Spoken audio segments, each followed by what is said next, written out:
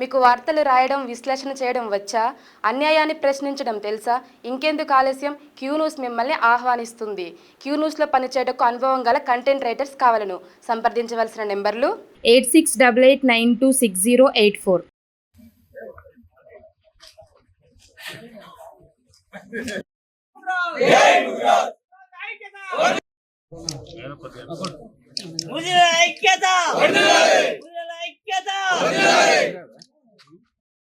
మహాసభ రాష్ట్ర అధ్యక్షులు బండ ప్రకాష్ గారి నిర్ణయం మేరకు వరంగల్ జిల్లాలోని అన్ని మండల కేంద్రాల్లో ఎంఆర్ఓల ద్వారా రాష్ట్ర ముఖ్యమంత్రి వర్యులైనటువంటి రేవంత్ రెడ్డి గారికి మెమోరాండం ఇవ్వడం జరిగింది.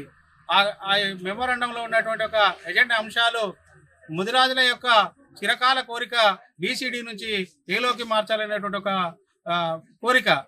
బీసీడీ నుంచి కనుక బీసీఏలోకి వస్తే ముదిరాజుల పిల్లల యొక్క భవిష్యత్తులు, బంగారు భవిష్యత్తు రిజర్వేషన్ పరంగా అందుతున్నటువంటి ఉద్దేశంతో తరతరాలుగా చేస్తున్నటువంటి ఒక పోరాటానికి గత శాసనసభ ఎన్నికల్లో రేవంత్ రెడ్డి గారు ఆ రోజు పిసిసి అధ్యక్షులుగా ఉన్నటువంటి అతను అనేక సందర్భాలలో సభలలో హామీ ఇవ్వడం జరిగింది.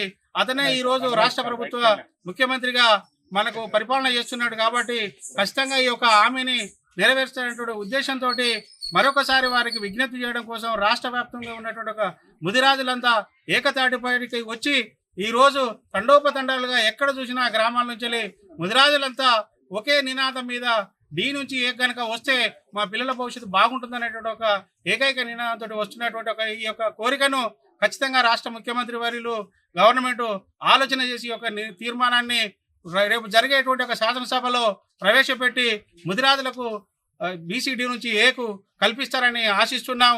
అదేవిధంగా మీద డి నుంచి ఏ కనుక వస్తే మా పిల్లల భవిష్యత్తు బాగుంటుందనేటువంటి ఒక ఏకైక నినాదంతో వస్తున్నటువంటి ఒక ఈ యొక్క కోరికను ఖచ్చితంగా రాష్ట్ర ముఖ్యమంత్రి వర్యులు గవర్నమెంట్ ఆలోచన చేసి ఒక తీర్మానాన్ని రేపు జరిగేటువంటి ఒక శాసనసభలో ప్రవేశపెట్టి ముదిరాజులకు బీసీడీ నుంచి ఏకు కల్పిస్తారని ఆశిస్తున్నాం.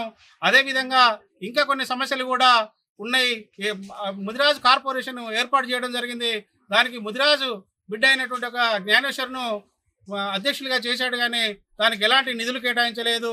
ముదిరాజుల పక్షాన ముదిరాజు కార్పొరేషన్కు ప్రతి సంవత్సరం 1000 కోట్ల రూపాయల నిధులు కేటాయించి ముదిరాజుల యొక్క బాగోగులు చూసే విధంగా ఈ రాష్ట్ర ప్రభుత్వం చూడాలని, అదేవిధంగా ఉచితంగా చేప పిలిచినటువంటి ఒక గత ప్రభుత్వం ఇప్పుడు కూడా మళ్ళీ టెండర్ పిలిచేటువంటి ఒక ఆలోచనలో ఈ ప్రభుత్వం ఉన్నది.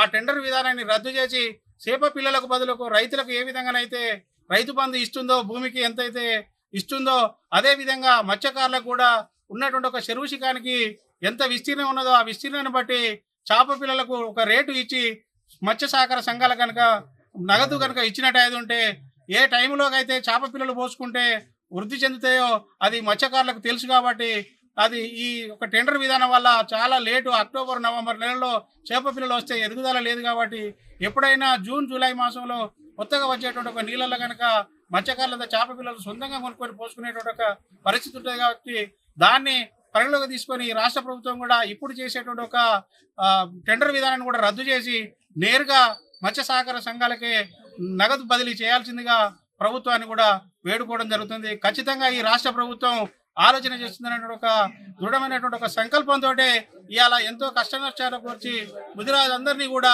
ఒక తాటి మీదకి తీసుకొచ్చి విన్నవించేటువంటి ఒక కార్యక్రమాన్ని పెట్టుకున్నాం.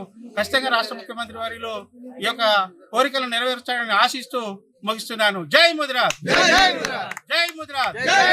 క్యూ న్యూస్ లో పనిచేయటకు సీనియర్ వీడియో ఎడిటర్స్ కావాలను. సంప్రదించవలసిన నెంబర్లు 8688926084.